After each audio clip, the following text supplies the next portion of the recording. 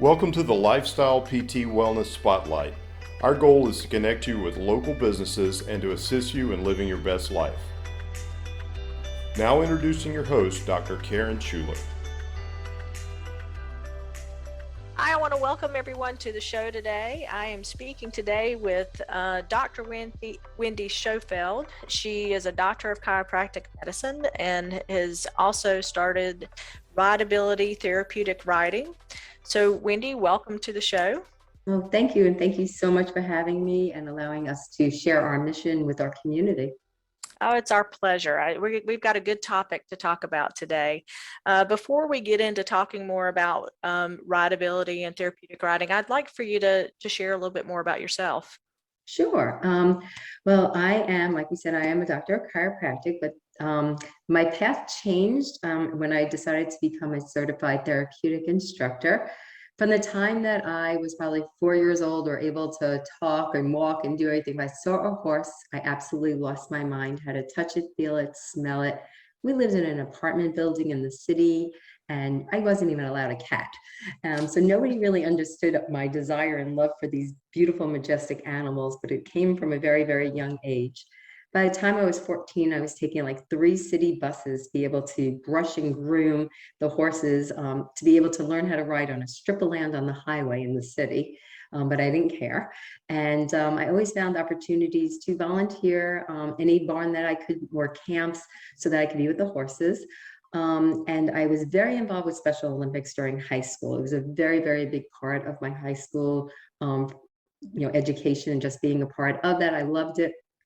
And just always found opportunities to be around these beautiful, beautiful horses. And then I went to chiropractic school, and then we had our daughter, and our daughter was born with disabilities. She has physical deformities in her leg. And, she wasn't allowed to, I shouldn't say allowed, she wasn't able to dance and go to tennis and gymnastics like all of her friends were. But my passion and our love for horses in our family gave her the ability to be just like everybody else when she was on the horses. So when she got on the horse, you didn't know that she had any physical disabilities. You didn't know there were any issues or anything like that. And then over the years, I had just, horseback riding was a big part of our family. That was our weekends, and we just did things, and she took lots of lessons. And I started showing and competing into my hunter jumper world, where I was actually, up until I was about 50, I was jumping 4-foot fences. So horseback riding has always been a big part of us. And one day when I was riding, I was watching this little boy ride, and he was basically like laughing from like his toes through his nose. And I just was watching him. And when they took him off, he went into a wheelchair. And I know other people have experienced similar things like that by seeing, when you're at a barn and you see a situation like that. And it was almost like somebody smacked me upside the head and was like, hello, we've been telling you this is what you're supposed to be doing, between your love of your horses, your daughter, Special Olympics. It was just the normal seems progression of where I was being called to do. Came home and I told my husband, I'm changing careers. And he's like, are you crazy? And I was like, no. And we both started volunteering at a wonderful place in New York called Horseability. And they gave me my wings to fly on this. Forever grateful to Katie and the crew there. And I knew this was what we were supposed to be doing. And then I started getting all my certifications and all of my plans. And all of our family started to move down to the Carolinas. So it seemed like a very normal progression to move down here and to open up our own center. And we were very, very, very blessed to be able to open it up in Clover. And we fell in love with Clover. I love this town. I love the people. Everybody, I mean, they were so welcoming to us, but it's just, there's no place like it, like any place else. So that's how we started. When we opened up at the beginning of 2013. So we're going to be celebrating our 10 years come December, which is really exciting. Yeah, congratulations. Yeah, thank you. Thank you. We started with like 2 horses and a few kids, and we are now, we have 11 horses, 3 donkeys, a mini, and we're serving approximately 85 students a week now. So it's really exciting to be able to do that. That's amazing. Build it and they will come, huh? I know. It's wonderful, wonderful. That's great. What an unusual path. You don't hear too many people going from the city to a horse farm. I You know I hear, well, I became, grew up on a horse farm. I know I had my little pocket knife undoing the hay bales today. I said to my friend, look, I'm a real farm girl now. And I just love it. I just love it. So when I got all my other certifications, I got certified through an organization called PATH, which is the Professional Association of Therapeutic Horsemanship. They are one of the highest level of organizations to get certified to be a therapeutic instructor, to work with children and adults with special needs. I'm also part of their mentor program where I train other prospective teachers to become certified. And I am the team developer for South Carolina Special Olympics Equestrian Program. I co-developed that with my friend Nicole, and I am one of the team clinicians for North Carolina Equestrian Special Olympics. So we do a lot here at Rideability to be able to serve this amazing community of special abilities people. That's great. Where does North Carolina perform their Special Olympics? Well, we are super excited because it's always been in Raleigh, but Tryon International decided this year they have wanted to take us on. So we are going to Tryon, which I am so excited for. I thought I'd be competing there first myself, but I'm so excited our kids are going to be. That's great. I know I've driven past it. That's a pretty amazing Beautiful. center there. It's amazing. And well, thank you for telling us the path and all that you've taken. So tell us a little bit more about Rideability and the facility that you've created. Thank you. Well, Rideability is a therapeutic riding center for children and adults with special needs. We don't see anybody else. We only see children and adults with special needs and veterans. We wanted a place that people that had these amazing special abilities can come and have a place they can call their own, a place that they can shine. And when they're working with our therapeutic horses and we call them our service horses, they are working on balance, core strength. They're working on focus, paying attention, completing tasks and skills. Most of all, feeling proud of themselves, building confidence and self-esteem. You get on a horse and you tell a 1,500-pound animal to go right or left, or you're sitting on them. That's going to build up who you are as a person and just make you feel so proud of yourself. So, our riders, we have riders with autism, Down syndrome, cerebral palsy, traumatic brain injuries, learning disabilities, speech, language, ADHD, you name it. Anybody that needs a little extra TLC or needs a little bit more work gets to work with us and our beautiful horses. So we have obstacles that they work on. So that's going to help them learn how to navigate different sequences of patterns and following directions.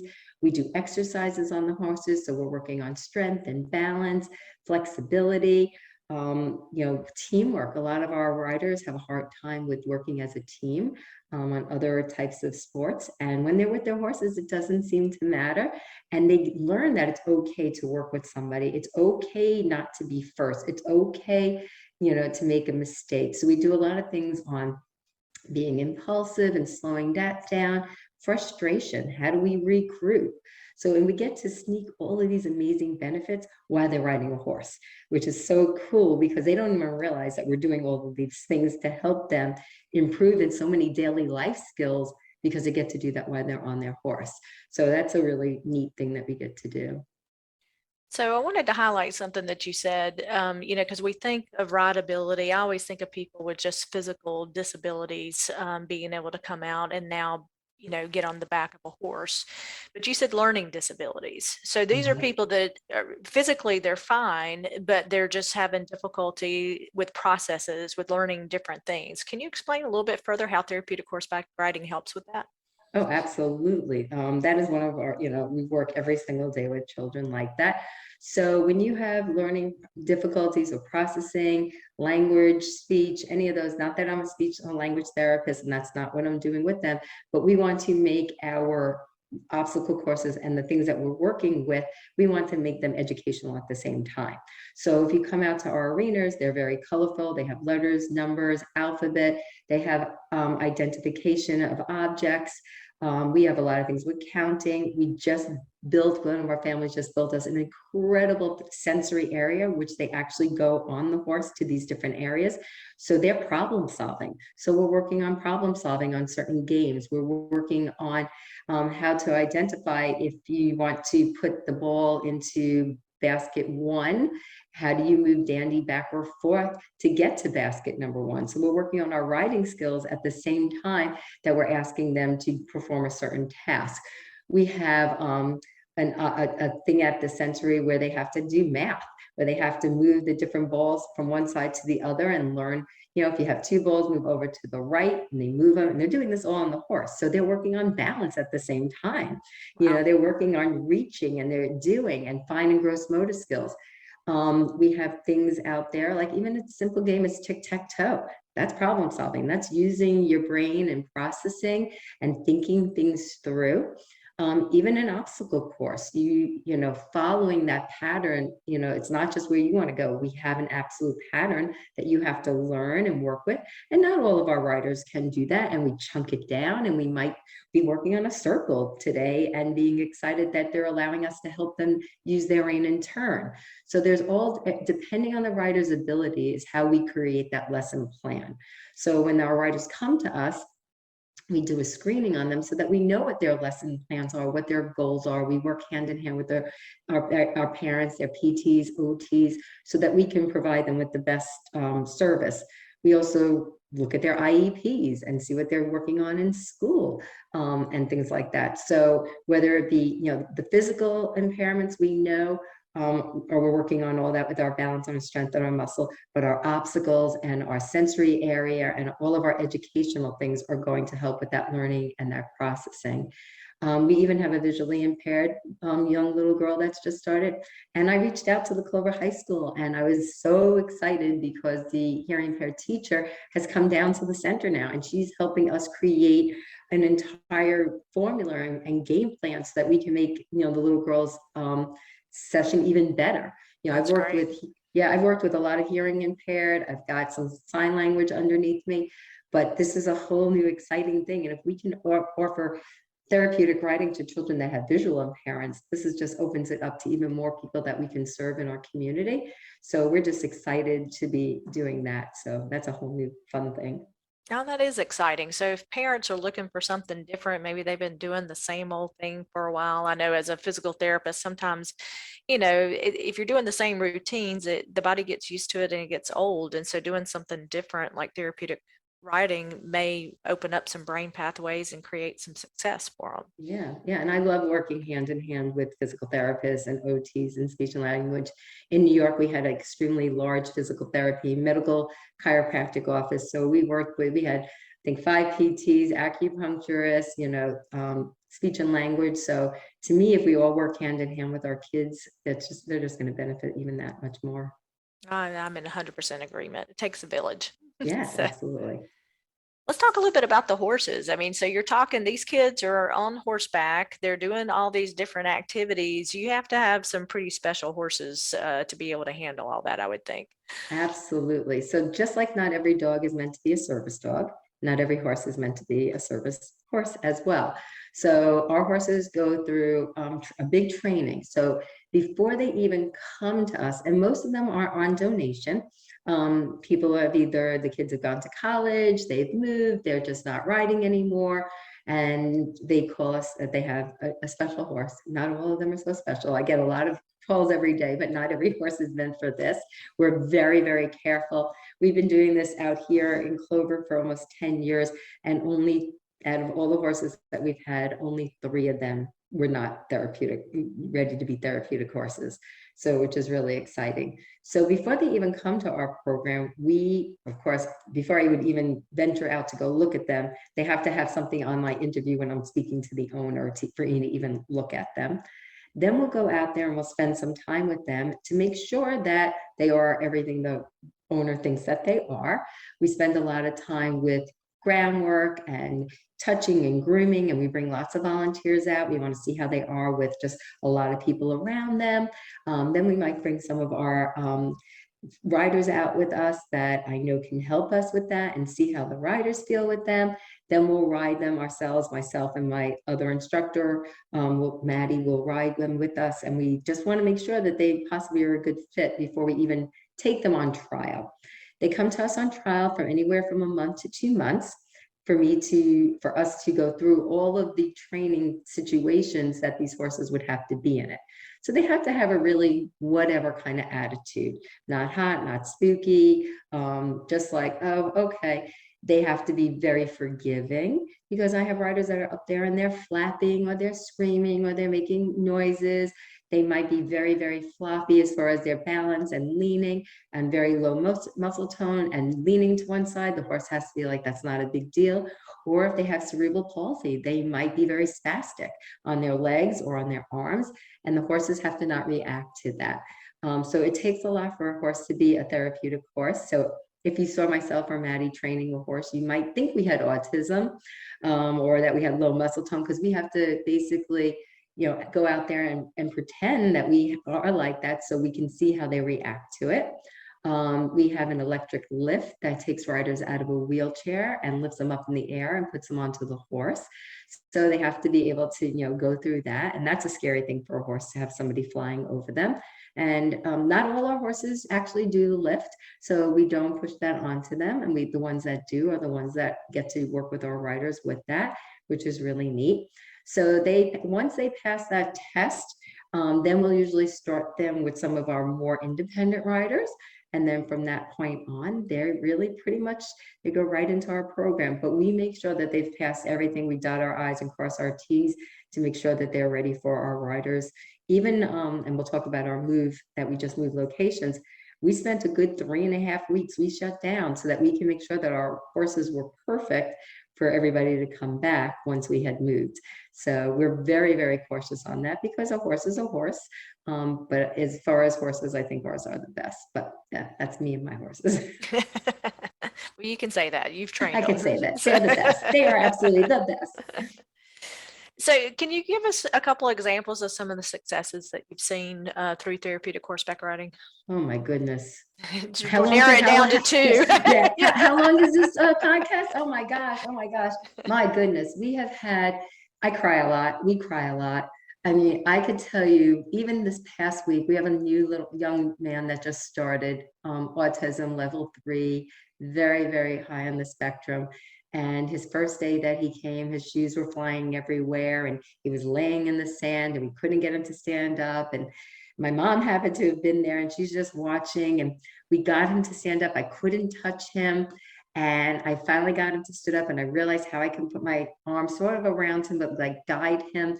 And he touched the horse with his pointer like 10 times. And I was like, okay. And that was pretty much like all we got to do. And part of me was like, oh my gosh, that's all we got to do. And then I realized, wow, he's outside, he's doing something new, he's trying something new. This is so different. Then he came back this second time, and I actually got him to brush the horse with me. And I was like, oh my gosh, we're going to do this. And he walks away, and I'm able to get him back and get the shoes back on and all these different things, and got him. And he started to be able to brush the horse by himself. These are milestones that people that don't have children with special needs might not realize, that is huge for this family, that he is actually out there and doing this thing, and maybe have something to call his own. And that's really one of the biggest things, is we want our riders to be able to shine and have something that they call their own. So that's a big thing.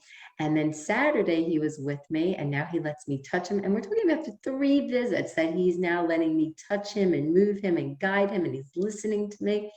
And I said to the dad, your homework is to get his helmet on. That's your homework this week. Here's a helmet. Good luck. I'll see you next week. And he did. And the father really did it. And when he came on Saturday, I just basically said, sorry about that. I said to the dad, we're ready to get on. We're going to get on. And the dad was like, really? I said, yes, we're getting on. And we walked over to the ramp, and they lifted him on, and we rode. And we rode, and we rode, and he rode, and he did amazing. What does that do for him? Wow, he knows he's done something different. He's enjoying it. He's doing that. But from a parent's viewpoint, imagine being a parent and seeing your child doing that. And I say that with all of our things. Imagine being the parent or the grandparent watching your child do something that you never thought. Like even with our Special Olympics, I have so many children, like they're out there competing for 3 straight days of like competing against people all over the state. Like parents, like they look back and they go, oh my gosh, when my child was little, this was never thought to be something that I would ever think that they'd be able to do. So it goes far beyond just the benefit to the child. We have people that, they use the electric lift and they get on. They're very, very low muscle tone and they're using their muscles. I have a little boy, James, that's been riding with me for years and he was so little. He used to ride in my lap. He was so little. And he came back to the new center last week and he's gotten so big and everything now. And he was pushing himself up and he's got severe muscle tone loss and he's just has no upper body and his head was up and he was pushing it. And I said, do this for your horsey. And they work so hard for their horse. It's amazing. I have one young woman, she had a traumatic brain injury. And when she first came to us, it took 6 of us to get her on, 5 of us to hold her on. We did not have the electric lift at that point. We had the wheelchair ramp. She would have done anything to get on that horse. She had rode a lot before her accident. And my mom had built a vest with handles and she had a neck brace on and she had a gated belt. She had so much on her. And when she rode, she said she felt free. Oh, even though she had all amazing. these people on her. Now she rides with nobody holding her, no special things, no gadgets, no gate, nothing. She has a leader and 2 people on the side, which are pretty much there just as her team. So we see incredible things like that. We have kids that talk for the first time when they're on their horse. Even that young man that I was talking about that we got on last weekend, when he left, he doesn't really speak. And he looked at Doc and he went, bye, Doc. And my mouth just like hung open. So we see so many things like that, to see people that are stronger and more just powerful within themselves. And I asked my kids on the Special Olympic team, I'm like, how does it make you feel? Like, what are you feeling? I'm like, I feel excited. I feel happy. I feel proud. To be able to give that to somebody that might not have ever had the chance to do something like this, to me, that is just such a blessing, and it's just amazing. That is amazing. I know that's got to be very rewarding, and I'm sure a lot of hard work too. It is. So you talked about 5 and 6 people holding somebody down. That kind of leads me into, how does Rideability run? I mean, is it by volunteers? Is it by paid workers? I mean, how do you accomplish all that you need to accomplish with the horses and the riders? I have one amazing instructor. She's been with me since she's 14, and now she's in her 20s. And after she went to college, she came back and realized this is what she needed to do. And she's basically built Rideability with me since the beginning, Maddie, and she's just been a blessing. Who runs this place? These incredible, did I mention incredible volunteers? Without them, there is absolutely no Rideability. I come home at night and sometimes I'm really quiet, which is sometimes very unusual. And my husband will be like, what's the matter? And I'm like, I'm just sitting and I'm just so humbled and I am so touched by the love and the dedication that these people have come together to help our mission, to help our children, our adults, our Olympians, our horses, you name it. Like the dedication that they have put in, and it's not easy, and we get volunteers that are there to make a difference because it is work, but their love and their devotion to these families, I cannot explain to you how blessed we are every single day and how truly grateful we are, because without them, like I said, there is no us. And when they're out there, and I just sometimes just look around and stare, and if I had like a moment to cry, happy tears, watching them hugging our riders and loving on them and cheering them on and telling them that they did a great job, or if I turn around, I just see like an embrace that the rider needed, and I always look back and I go, I sometimes think it's not just the riders that we're helping here. I think sometimes the volunteers are here because it's therapeutic for them as well. Oh, yeah. When you can help somebody else, or just smell a horse and be around a horse. If you're a horsey person, it's a win-win. But they are my everything. They are our everything. I feel like I can't say it enough, and I feel like I say it all the time to them, but they are rideability. I'm just a little That's portion of it. well, but it took that first step that you took so long ago to say, hey, I'm changing my career. But I know that's got to be just amazing to see where that path has taken you. Oh my gosh, I look out my window and I just see it, and I'm just, oh my goodness, it's an amazing thing to see. And I'm just so proud of these horses, because they too, if they were human, I hope they know how much we appreciate them, because Uh, they're amazing. They're amazing. One thing that we didn't mention is that we have a veterans program. That is also a part of our program. It's not as big as our other program, but what we want to do is we want to have veterans to come and get out of their homes and start to socialize again, which is a very tough thing. Once we get our veterans here, they're happy. They are learning new skills. They are learning how to work with the horses. They are learning how to communicate with the horses, groom the horses, tack the horses. And many of our veterans who, gosh, were homebound and couldn't leave their house are helping us in lessons. If I'll be like, do you think you could help me in this lesson? And they're like, absolutely. And to be able to have that happen to them is amazing. I have one veteran right now he runs the show. Like, he comes, he does, like, I'm like, do I even need to be here right now feeding horses? And he's like, not really, and I'm like, he's handling he wasn't even a horse person. He's handling 15 of animals, like, in the morning. It's amazing. But to be able to give that thank you back to him and to our other veterans, to say thank you so much for what you've done for us and our country, and we want to give this back to you. And our veterans program is a free program.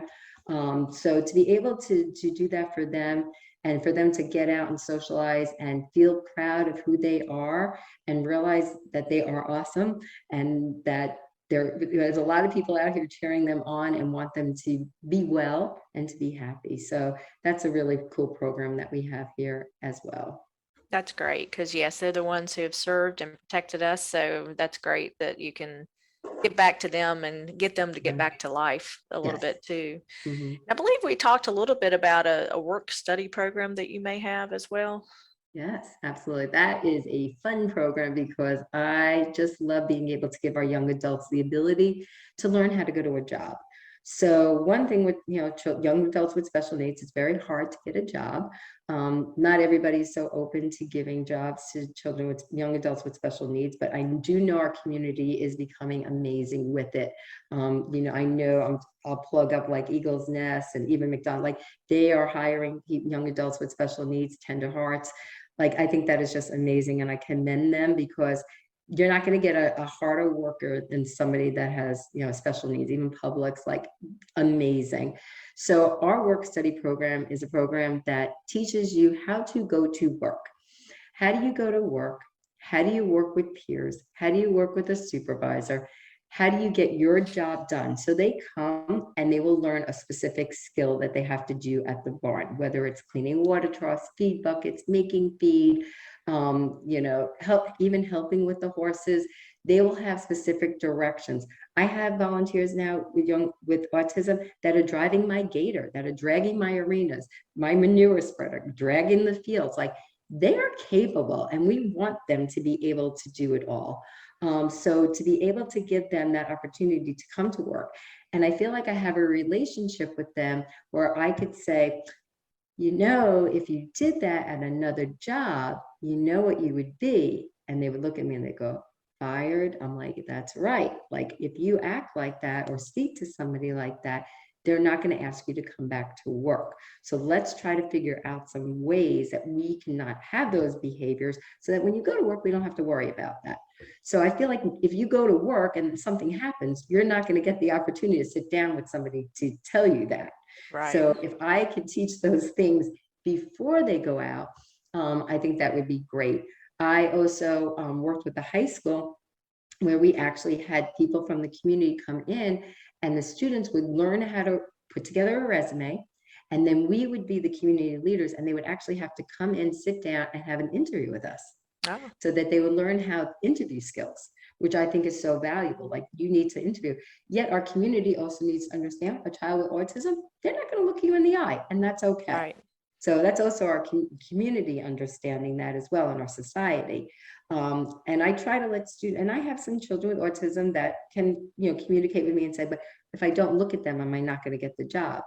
And I said, maybe you can say, if you're talking to somebody, you could say, I don't always look people right in the eye, because I have autism. They know you have autism, and that's okay.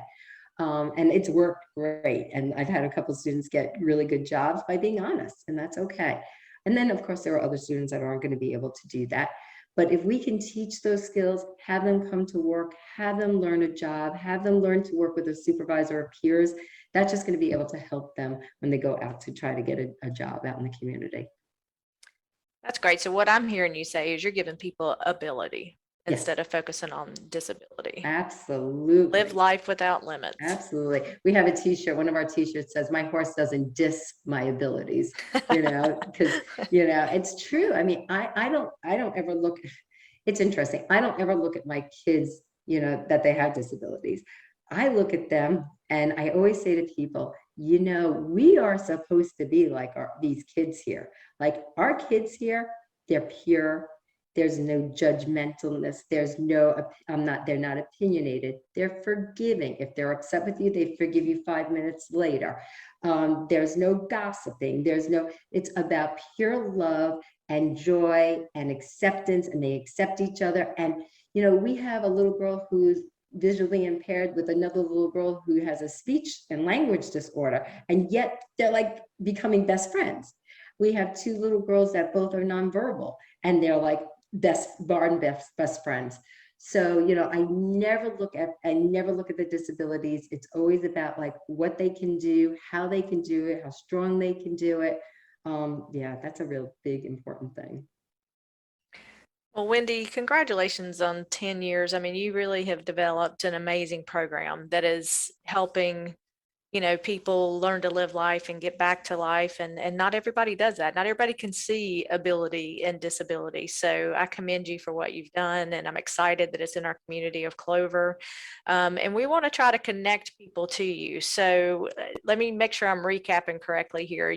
If somebody wants to volunteer, they can reach out to you. If somebody wants therapeutic horseback riding, they can reach out to you. If they're a veteran and want to be a part of the program, they can reach out to you. If they have a disability and want to be part of the work study program and learn how to get into the workforce, they can reach out to you. Did I cover everything? Oh, absolutely. Except donations, that we can do. And donations as well, which I do think you have something coming up in September. Are you having an event? Absolutely. So just so that everybody knows, about 52% of our families cannot afford to pay.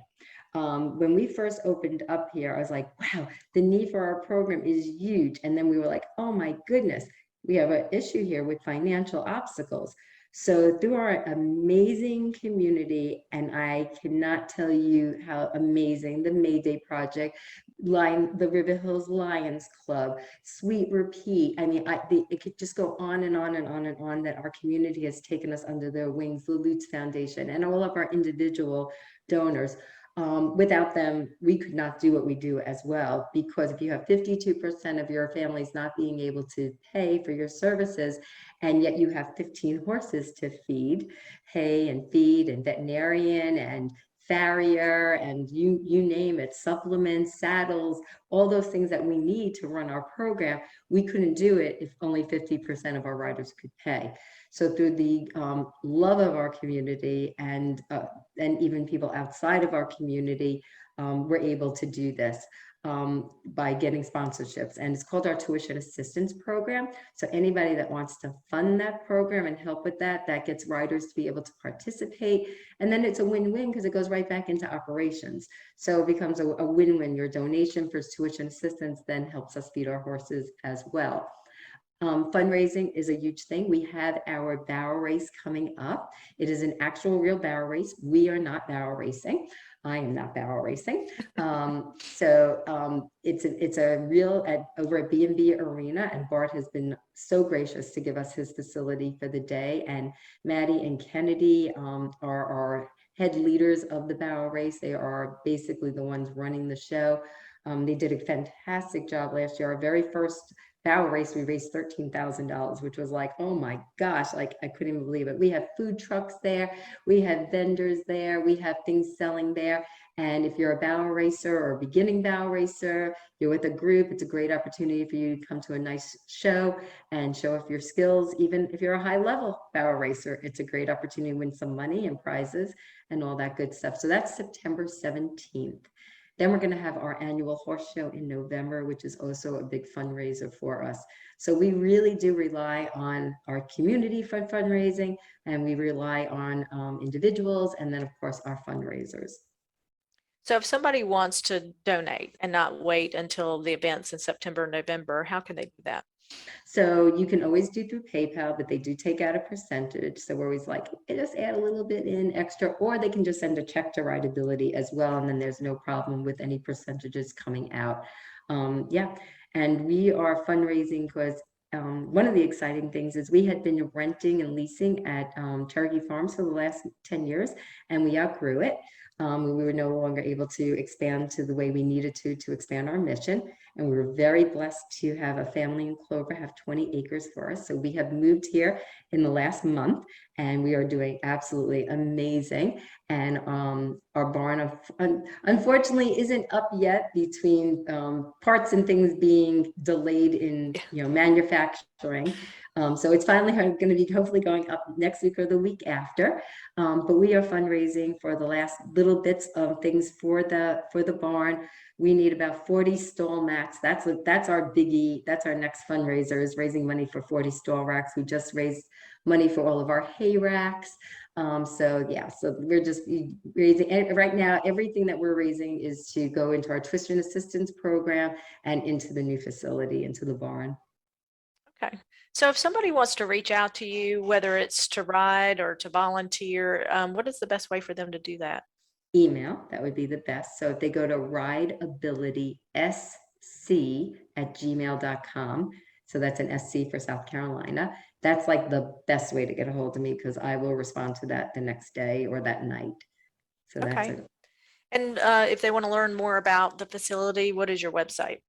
Sure, our website is rideabilitysc.com, and you will also see on there when our next volunteer orientations are. So we have one coming up on July 9th. I think it's at 12:30. If you look up on the website, you'll see that. And then there's forms on there for riders and for volunteers. So if you go on our website, if you're interested in becoming a rider, there's a rider's application package with 3 pages that have to go to the doctor for diagnosis. And then there's a volunteer application package to become a volunteer. And if that orientation isn't good, they reach out to me. We could just always set up a private orientation as well. Okay, great. Well, Wendy, thank you so much for coming on the show today. This has been great. I mean, I'm excited that we have something to this level in our community, and just again, bravo to you and your crew that has put this together. And I wish you the best, and that that you outgrow the 20 acres now. Oh, don't tell my husband that. I know. But we wish you all the best. For those of you who are interested, please reach out to Wendy. I can tell you that she's very easy to talk to, and is very passionate about what she does. So until next time, please follow us on social media at Lifestyle PT2, and we'll see you on the next show. Thank you so much.